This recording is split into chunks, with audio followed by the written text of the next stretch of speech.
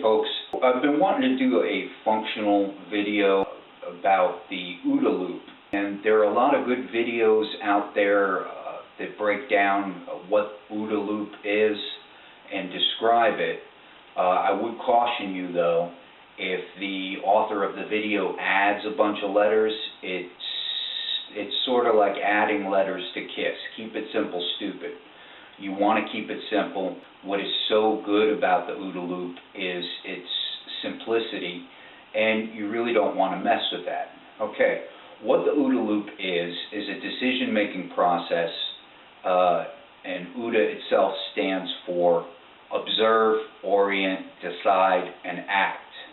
And that can be repeated, or if your initial action was not effective, you again observe, orient, decide, and act.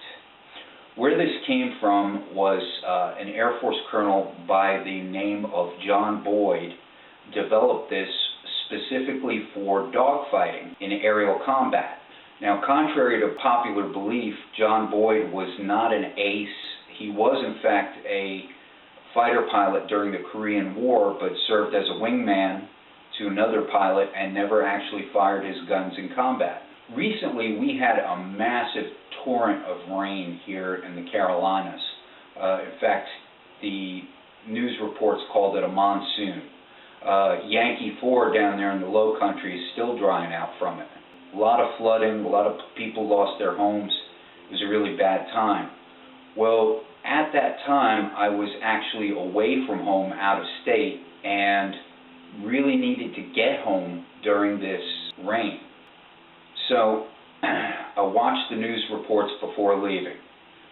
Observe, orient, decide, act. Observe, I observed what the weather was along my route of travel. Orient, I knew the route that I would have to go was essentially a route through state forests, a very remote part of the state. Orient, I knew the capabilities of my vehicle. My pickup truck is in good repair, yet it's only a two-wheel drive vehicle. It's not a four-wheel drive vehicle. However, I did have my bug-out bag in the vehicle. I had a tow strap. I had shovel. I decided to add some more equipment, which wound up being some pieces of plywood to aid if I got stuck in the mud. I decided I would in fact attempt to make the trip and act. I went on my way. Now, after passing through essentially the first one-horse town in South Carolina, I ran into a work crew from the power company on the road. The man from the power company stopped me and turned me back, telling me that there were multiple trees down and power lines down along the road in front of me. Observe. Orient. Pull out my South Carolina road map, which is as thick as a national road atlas, but yet breaks down all small roads within the state. Find an alternate route. Decide on that route and act, backtrack around, and work my way around on secondary roads to get back onto my main route. Slightly further along in the journey, I encountered another huge tree across the road, big oak tree.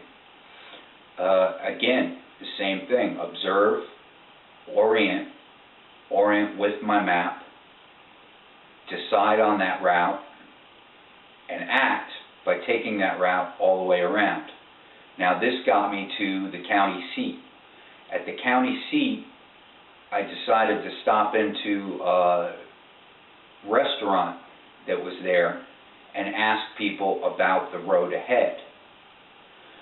Getting that information, observing and orienting, I decided to act by continuing on my planned route. Further along in my journey, again, the road was blocked by a tree. There were no work crews there, and by now it was about 3 a.m. I observed the tree down, stopped the vehicle, got out to look at it closer, orienting myself to the situation. Noted that it was a persimmon tree and picked a handful of the persimmons while I was there. Oriented by looking not only at the tree, the thickness of the limbs that were in my lane, and looking at the shoulder of the road and the depth of the mud. Now, orienting and deciding, I had a buck saw in my pack. I had a hatchet in my pack and could have, if needed, chop off some of the limbs to clear a path. But I decided that I would drive halfway on the shoulder, as I did have the plywood in the back if the mud proved too much, and just push my way through the branches. So, observe, orient, decide, and act. I used it 4 times during my journey. I used it before starting my journey, encountering the power lines and trees down, encountering the oak tree down, encountering the persimmon tree down, and each time it was clear to me my course of action. If my action at one of the roadblocks had failed to give me the results that I needed, I would again drop into that OODA loop of observe, orient, decide, and act in accordance with my new circumstances. You can use this OODA loop basically in everything you do. And if you believe you're an indecisive person, or you've been told that you're an indecisive person, if you apply this to your day-to-day life, everything from picking things off a menu to what to do in an emergency becomes quite easy. I recommend that you put this into practice in your day-to-day life. Thanks for your time. Stay safe.